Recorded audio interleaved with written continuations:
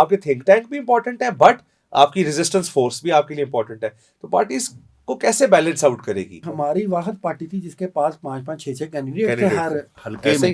اب میں تو کہہ رہا ہوں کہ ہماری پارٹی کا ورکر جو ہے نا ایک اسٹیبلشمنٹ ہی ہے. ٹھیک ہے.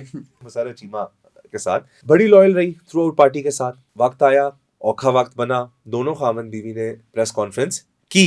یہ جو یوتھ تھی، ینگ لڑکے لڑکیاں، طیبہ راجہ، یہ بالکل خدیجہ شاہ، بالکل، تو یہ تو کسی چکی سے نہیں گزرے ہوئے تھے نا. لیکن جنہوں نے کھلم کھلا آپ کے خلاف، جنہوں نے آ کے اس وقت یا آپ کے خلاف الیکشن لڑے دیا تھا، بالکل ٹھیک. تو میرا خیال ہے ان کی معافی بالکل نہیں ہونی چاہیے. بالکل ٹھیک. اور جن لوگوں نے، ابھی بھی کچھ لوگ ہیں جو مقدمات بھگت رہے ہیں، ہر وقت خوف، ہر ٹائم خوف کہ کسی وقت بھی میں نے گرفتار ہو جانا ہے.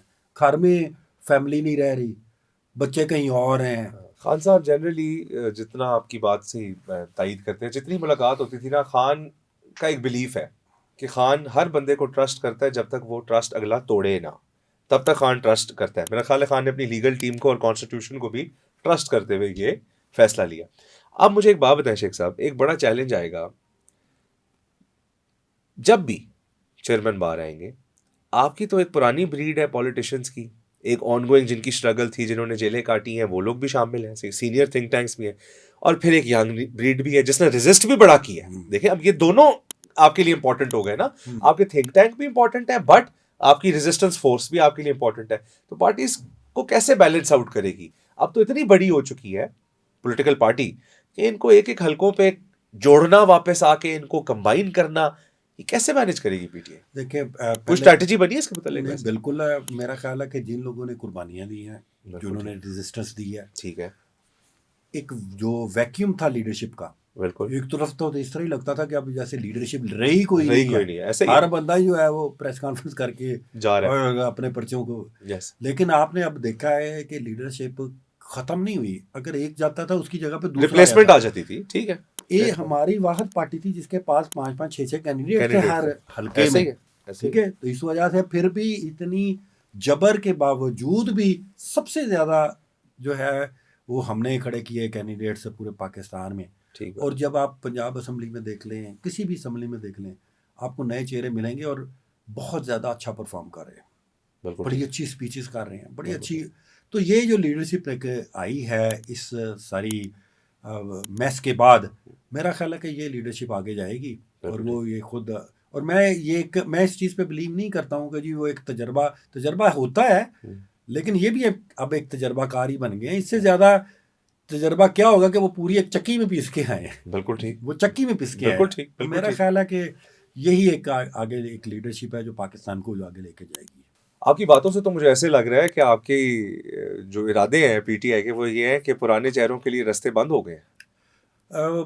ہمارے جو پارٹی کا ورکر ہے، اب میں تو کہہ رہا ہوں کہ ہماری پارٹی کا ورکر جو ہے نا ایک اسٹیبلشمنٹ ہی ہے. ٹھیک ہے، آپ کسی کو کا نام لیں تو وہ آپ کو شام کو پتہ چل جائے گا کہ آپ کا جو حشر ہوگا. بالکل ٹھیک. تو بہت سارے ٹکٹس جو ہیں وہ اس وجہ سے پبلک پریشر میں دیے، پبلک پریشر ریورس بھی ہو گئے ہیں. ٹھیک ہے، ٹھیک ہے، پبلک پریشر میں دیے بھی ہیں اور ریورس بھی اچھی بات ہے. یہی تو ڈیموکریسی ہے اصل میں. یہ تو اسی کو تو دیکھیں. اب وہ ہماری ایک اسٹیبلشمنٹ ہے سوشل میڈیا پہ، وہ تو ہمارا ورکر تو چپ رہتا ہی نہیں ہے. بالکل ٹھیک. وہ تو بالکل بولتا ہے اور حق سچ کی آواز وہ کھڑا ہو جاتا ہے کہ یہ کہ تو یہ. اب میں تو آپ کسی ایسے بندے سے ہاتھ میں لا لیں جس نے پریس کانفرنس کی ہو، یا آپ کو کسی شادی میں وہ مل جائے فوٹو آپ کی چلی جائے، بالکل ٹھیک، تو لوگ تو وہ نہیں برداشت کرتے. اچھا شیخ صاحب، میری اس میں تھوڑی سی یہ اوپینین ہے، بڑے لوگوں سے میں نے پوڈ کاسٹ جن کے ساتھ کیے ہیں، یہ بھی ایک بیانیہ ہے اور میرا اس کے ساتھ اتفاق بھی ہے. میں اپنی ذاتی رائے دے رہا ہوں کہ آبویسلی جو نئے لوگ تھے جو سسٹم سے نہیں گزرے تھے تو ان کے اوپر وہ والے چارجز بھی نہیں تھے.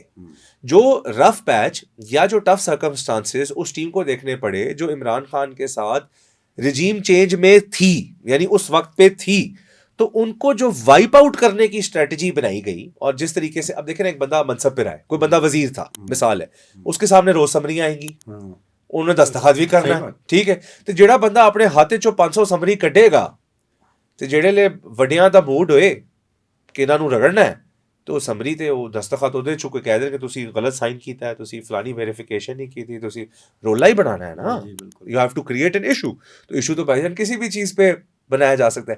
تو میرا کہنے کا مقصد ہے یہ والی لیڈرشپ ان جوتوں سے بھی نہیں گزری جن جوتوں سے سابقہ لیڈرشپ گزری ہے. اور ایک میں آپ کو کیس فریش کیس بتا دوں, میں نے ابھی ریسنٹلی آپ سے پچھلا پوڈ کاسٹ کیا مسرت چیمہ کے ساتھ, بڑی لوئل رہی تھرو آؤٹ پارٹی کے ساتھ.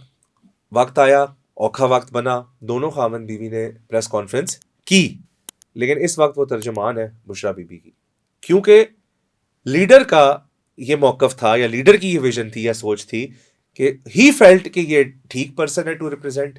تو نہیں, وہ آپ کو غلط فہمی ہے. وہ اگلے دن ہی تردید آ گئی تھی کہ وہ ترجمان نہیں ہے. اچھا, مشال یوسف جی ہیں, وہ ترجمان ہیں. تو وہ جو خبر چلی, وہ خبر چلی تھی, لیکن خاص صاحب نے اندر سے ہینڈ رائٹ سے لکھ کے دوبارہ سے وہ بھیجا تھا. لیکن یہ ہے کہ میں ایک طرح سے آپ کی بات سے ایگری کرتا ہوں اور ایک طرح سے نہیں بھی کرتا. ٹھیک ہے, پہلے میں کہتا نہیں کرتا. اب دیکھیں کہ کوئی ایسے لوگ بھی ہیں کہ یہ جو یوتھ تھی, ینگ لڑکے لڑکیاں, کئی بار آ جائیے, اور ختیجہ شاہ, بالکل, تو یہ تو کسی چکی سے نہیں گزرے ہوئے تھے نا, لیکن وہ کھڑے رہے. ٹھیک ہے, بالکل ٹھیک. اب مسرت چیمہ اور یہ میں ان کی بصد احترام, بہت پارٹی کے لیے ان کی خدمات ہیں. ٹھیک ہے, 2-3 کیٹیگریز ہیں. ٹھیک ہے, ایک کیٹیگری ہے جو خاموشی سے گھر بیٹھ گئی, ٹھیک ہے, لکھ کے دے دیا یا پریس کانفرنس کی. اور ایک کیٹیگری ہے جو بغیر کسی پکڑ دھکڑ کے, بغیر کسی پریشر کے ہی انہوں نے کہا بس جی ٹھیک ہے. ایک ہے, اور ایک ہے جنہوں نے آپ کے خلاف پریس کانفرنس میں بھی فرق تھا. ایک تھا جنہوں نے الزامات کی بچھاڑ کی آپ پہ. اور میرا بھی یہ خیال ہے کہ جو ایسے لوگ ہیں جو خاموشی سے گھر بیٹھ کے, ان کو ریکنسیڈر جو ہے وہ کرنا چاہیے. ٹھیک ہے نا, لیکن جنہوں نے کھلم کھلا آپ کے خلاف, جنہوں نے آ کے اس وقت یا آپ کے خلاف الیکشن لڑے دیا تھا, بالکل ٹھیک, تو میرا خیال ہے ان کی معافی بالکل نہیں ہونی چاہیے. بالکل ٹھیک. اور جن لوگوں نے, ابھی بھی کچھ لوگ ہیں جو مقدمات بھگت رہے ہیں, بالکل, اور دونوں یہ ابھی بھی مقدمات جیل ٹرائل پہ جاتے ہیں, کیونکہ وہ جنہوں نے اس وقت تو مجبوری میں کر دیا, لیکن بعد میں ان کی بات ماننے سے انکار کر دیا. اب کئی لوگ بیچارے اس طرح کے بھی ہیں کہ وہ ملٹری کسٹڈی میں ہیں, ان کو اگر تونی لگ رہی ہے تو وہ کچھ لکھ کے دے دیتے ہیں, یہ کوئی بیان دے دیتا ہے. تو میرا خیال ہے کہ ان کو بھی ریکنسیڈر کرنا چاہیے کیونکہ وہ کسٹڈی میں تھے. لیکن جڑے بندے نے تواڈے خلاف الیکشن لڑے ہیں انہاں دی پھر وہ تو نہیں, ان کو تو الیکشن لڑا یا جو بہت غلط طریقے سے گئے, جنہوں نے الزامات کی بچھاڑ کی, وہ ان کا تو کوئی میرا ان کا بننا بھی نہیں چاہیے. صرف اور صرف میں یہ سمجھتا ہوں کہ جنہوں نے کسٹڈی میں جا کے جو ہے وہ بیانات دیے, کسٹڈی میں تو کچھ کوئی عدالت بھی نہیں مانتی ان کے بیانات کو. بالکل, اس میں ایسے لوگ بھی ہیں دباؤ میں آ کے دیے, دباؤ میں کیا, ان کو اگر آپ مجھے کوئی بھی بندہ دے دیں بالکل تو اسے کہیں سے یہ بیان لینا, تو آپ مارتے جائیں, وہ ایک وقت آئے گا. ہم کوئی فورس تو نہیں ہے, ہم کوئی کمانڈو تو نہیں ہے جن کی ٹریننگ ہوئی ہے. بالکل ٹھیک. تو میرا خیال ہے کہ ان لوگوں کو دوبارہ سے ریکنسیڈر کیا جانا چاہیے. شیخ صاحب, جو 9 مئی کے بعد الیکشن تک کا سفر ہے, شیخ امتیاز کدھر تھے اور آپ کی کیا جرنی تھی؟ روپوش, ہم کیسا تھا تجربہ؟ میرا خیال ہے کہ جیل میں بھی میں رہا ہوں آخر میں آ کے, جب ایم پی اے بننے کے بعد 30 دن. تو میرا خیال ہے کہ وہ 3 ایم پی او کے تحت, وہ جو نہیں, وہ 3 ایم پی او نہیں تھا, وہ انہوں نے مجھے, میں سارے مقدمہ میں پری ایسٹ بیل پہ تھا. تو جب انہوں نے مجھے اریسٹ کیا, ہم جا رہے تھے اسلام آباد, تو پھر وہ مجھے گھماتے رہے اور دیکھتے رہے کس مقدمے میں نہیں ہوں میں. جب کسی مقدمے میں نہیں نکلا میں, سب میں میری بیل ہے, تو پھر انہوں نے 2022 کا کوئی مقدمہ نکالا اور اس میں ڈال کے مجھے گرفتار کر لیا. تو جیل میں رہنا اور یہ رہنا زیادہ آسان کام ہے, بھاگنا مشکل, کمپیریٹیو بات کر رہا ہوں, ظاہر ہے جیل تو جیل سمجھ رہا ہوں, ٹھیک, جس کانٹیکسٹ میں آپ کہہ رہے ہیں. تو میں بھی اسی طرح کے کیوں اکیلے رہنا, اب بڑا سائیکولوجیکل ایفیکٹ ہوتا ہے نا, آپ مین از اے سوشل اینیمل, اور آپ ملتے ہیں, آپ سے بات کی, سیاستدان کا تو لائف سٹائل ہی ہے نا, پالیٹکس میں آپ کا کام, اور تو آپ کو تو لٹرلی بندے کا نام بھول جاتا ہے جب 4 مہینے آپ اکیلے رہو, تو آپ کو تو لوگوں کی, آپ کی یاداشت وہ نہیں رہتی, آپ کی صحت وہ نہیں رہتی. ٹھیک ہے نا, ہر وقت خوف, ہر ٹائم خوف کہ کسی وقت بھی میں نے گرفتار ہو جانا ہے. گھر میں فیملی نہیں رہ رہی, بچے کہیں اور ہیں, بیگم کہیں اور ہے, آپ کہیں اور ہیں. تو یہ 1.5 سال بڑا ہی پینفل قسم کا جو ہے وہ تھا, اور اس میں بڑے ایڈونچرز بھی ہیں, بڑے وہ کہہ لیں کہ کلوز کاٹ اپ وہ بھی تھا, وہ بھی ہوتے رہے, بہت چھپنا. پکڑے جانے کا وہ بالکل اینڈ پہ چلے جا داڑھی شیخ صاحب اسی وجہ سے رکھی تھی.